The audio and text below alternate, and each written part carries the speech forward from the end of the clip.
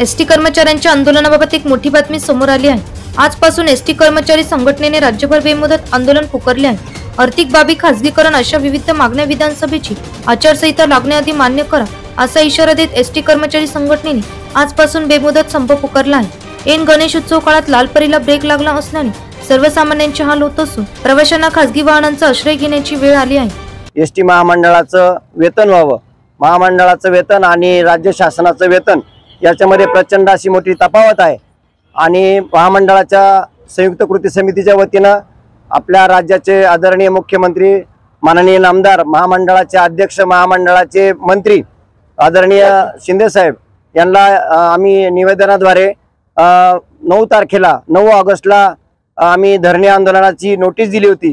त्यांनी 7 ऑगस्टला धरणे आंदोलनासंदर्भात मीटिंग घेऊन 20 तारखेमध्ये फायनल निर्णय देतो असं त्यांनी घोषणा केली होती, परंतु 20 तारीख उलटून गेली।